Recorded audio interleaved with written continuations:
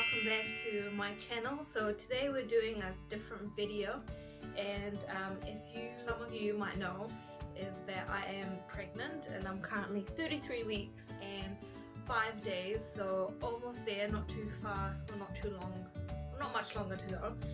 So I thought what could be very helpful we can do together is do the hospital bag, which is quite important, but at the same time it's not as stressful and you probably don't need as much as you think.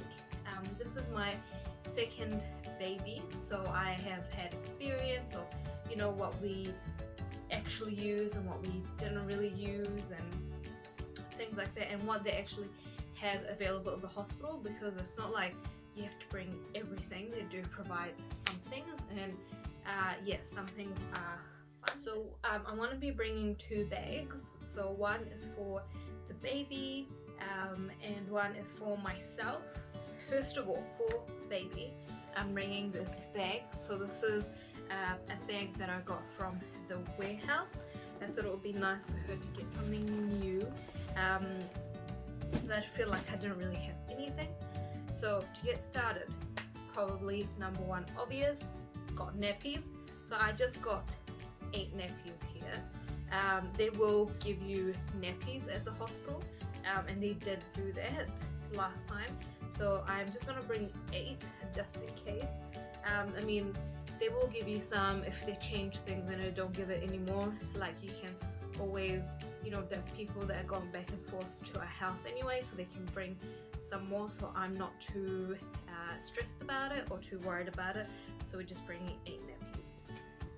And with that, baby wipes as well. Last time I used the water wipes. I didn't feel like there was a difference, to be honest, between the water wipes and the normal wipes. So it finished really quickly, and we ended up using the normal wipes, and honestly it kind of made no difference at all. So I'm just gonna bring in a pack of baby wipes. I'm not bringing any like nappy rash cream. We didn't use it for a very long time, and anyway we will probably have some because it'll be in Emily's like nappy bag, so I don't feel like it's like a necessity. Next thing is dummies. I can't emphasize this enough. So this was something that we made a mistake of not bringing first time round. So I know in New Zealand there is a guideline to not use any dummies or like pacifiers, all that, any like artificial teats until breastfeeding is established, but I think minimum of like 3 weeks, but up to 6 weeks. So there's no like nipple confusion, all that. Now we really struggled not having it. So we really struggled because at the time Emily was just like comfort sucking, so she was using me as like a human dummy, and she wanted to be on me all the time, which was made it very difficult and very tiresome, because you have a baby that's like constantly crying, you can't sleep, they can't sleep, they're not sleeping, and all that. All she wanted to do was suckle on something. So anyway, the next day went and got this from home. Well, I didn't, but I think my parents-in-law did. And seriously, best thing ever, and from my experience it did not affect breastfeeding. So bringing 2 dummies, and that's all we own, to be honest. So 2 dummies and the clip as well, just so they can put it on in case if she like spits it out, you can put it back in. You probably don't need it as much because they would use it mostly when they're sleeping, and you wouldn't use the clip when they're sleeping, just so you can, like, the risk of like strangling. So yeah, baby shusher or white noise machine. So we didn't bring this to the hospital last time, and I'm not sure if we will need it, but we used it. We still actually use it with Emily. So initially with white noise machine or sound, all it does is that it calms the baby down, There's like a reflex that it like stimulates or something, and then now we just use it as kind of a blocks out noise. So if we have people over or we're at home, we're not too worried about, oh, we have to be quiet because, you know, Emily's gonna wake up. So we use it right now as like a noise blocker, but initially it does help calm down the baby. So I got this with charger head. Next on the list are like swaddles, or like cocoons. So I have two kinds. So this one is what we used with Emily. So I got a new one just because it was used and our dog chewed the corners a little bit, so I thought it would be nice to have a nice new one. We'll still use the old one, but you know, it does look very, very used. So I got this one here. Actually, initially it was gifted to us by a friend last time, from like our my baby shower, and it was like the best size and like really good thickness, and it just like you can tighten it really, really well. So we got another one, and this is my Nini Swaddle multi-purpose swaddling muslin, 100% soft cotton. So when they're babies, I highly recommend only using 100% cotton or 100% merino. Breathable materials. It could overheat with all the like artificial synthetic fabrics, so highly recommend that, and yeah, it does make a huge difference. So we got that one here. So it's just literally a square, or like a rectangle, actually technically, because it's 100 by 120, so it's just a rectangle that you use to swaddle the baby. This one is new. I just got it with this baby, so we'll see how it goes. So this is the Ergo Pouch Australia. I don't remember what it's called, probably a cocoon. Anyway, this is Tog one. So I tend to use Tog one because we do keep the room at like between 20 and like 24 degrees. So everything we buy is just Tog one. We don't buy anything heavier because we don't really need to. So this one here is like a little zip, so you really need to swaddle your babies. If you don't, I don't know how you're surviving newborn phase. So anyway, it comes with like little clips on the side that you can clip and unclip. So initially it will be clipped, so they do have like a starter reflex when they're newborns, and when you swaddle them, it prevents that. As they get older and they start rolling, you know, around the like 3-4 months mark and all that, you will need to take their arms out, otherwise it is quite dangerous. So you just put them in it and then you zip it up, and it's like a little, it's just easier way to swaddle. So we'll see how that one goes. Last time we only used that square one where you just like swaddle the baby yourself, like old school, and it did really work. So we'll see how this one goes. I thought maybe it would be a little bit easier because I did struggle with the swaddling concept initially, because I was doing it like really loosely. I was a bit scared, you know, like squishing the baby, but honestly kind of need to do like so. Also I printed out this Watt flow chart. So we did use a sleep consultant with Emily. We didn't do like any actual sleep consultations, but we did purchase like their books. So I printed out the flow charts of like what to do, how to help settle the baby, and it makes a world of a difference. So I started when she was about 8 weeks, and so the Watt baby lasts from 0 to about 12 months, 12-18, so until they drop their second nap, so until they go to 1 nap. And then we purchased the baby sleep consultant ebook as well, that went from 18 months to 4 years. It's like helps with the scheduling, it helps with all the different problems as well. It's not just with sleep, like the breastfeeding and all the different things that babies go through, and the tummy issues and blah blah blah. There's a whole lot to read.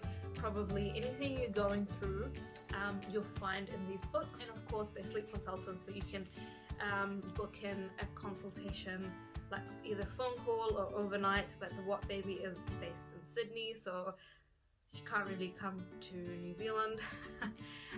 But Baby Sleep Consultant is New Zealand based, probably get that anyway. So, next thing is clothes. So I think I'm bringing a little bit too much clothes. Babies poop a lot. Meconium, and then they have this like yellowy poop, and it does stain so much. It's nighttime on a PJ is for her, which she could probably stay during the day like she's a newborn. And I'm bringing like nicer clothes during the day. Maybe I'll get her changed in there when people come visit. I want to take like a nice photo of her. 4 suits, so they all look like that. So I have 4 of those. Yeah, I tend to put them under baby, under the onesies. So these are the onesies. So I also have 4 of these. So these are the patterns, just so you know. 3 and 4. So I'm bringing 4 of those. We're bringing nicer clothes, as I said, maybe for photos. So we have this outfit, which comes with, I bought the headband for it, and so these are a pair of pants. So these are like organic cotton, and I got 2 tops. So one is like a short sleeve, because her due date is 6th of January, so, and that's summer in New Zealand, so I don't know what the weather's gonna be like. It might be super hot, cold, like it's so unpredictable. Here as well, you can see it's like brand new. I thought, you know, this is well pair of pants, because as I mentioned, it's summertime in New Zealand, so I don't think we'll need a hat, but I did bring one just because, you know, it's so unpredictable. I've got this one, which is the cutest little hat, and actually Emily wore this a lot, and it's still in really good condition, and it was my favorite hat for her, and she actually did go home in this one. The little grey pom-pom was so soft. Yeah, and then you can tie it up underneath if you want, if it's like, because Emily was actually a winter baby. And I got this cardigan. I'm only bringing 1 burping cloth, and I don't feel like you need as many as you think, because if you're burping the baby, okay, yeah, this is very useful. You definitely need a burping cloth. I used bibs, so I would put, so I'm bringing a lot of bibs because, you know, they spit up a lot when they, so I got this one that's really big. Probably this is my favorite brand, the Mum to Mum way. So I put this bib like on her, and then when I'm burping her, I just lift it up onto my shoulder, so her neck would be here, lift it up, then burp, and I use it here just so if she spits up, she spits up on it. It's like towels at the hospital, anything like that. You don't actually need a burping cloth. But I just got 1 pair of socks. They don't really tend to get that dirty. And another headband. What I don't have here, but I will need for her, is a couple of blankets, and they are in the cart already. So that's everything for the baby. Is my hospital bag. So there will be a lot of things that I'm gonna be like, I'm gonna pack on the day, I'm gonna pack on the day, and it would seem like it's a big list, and it's like, oh my god, if you're in labor, what are you gonna do? Well, this is my 2nd baby. It was very likely to be different because my water broke quite early with Emily, and then I kind of didn't go into labor until, so I did have all that time to actually pack the bag, but it didn't actually take me that long. I do have a list of things that I will need to pack on the day, so I'm putting that on top of the bag, but I will go through them with you.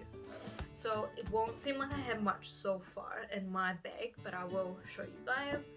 So first of all, PJs, comfortable PJs, ideally breastfeeding friendly.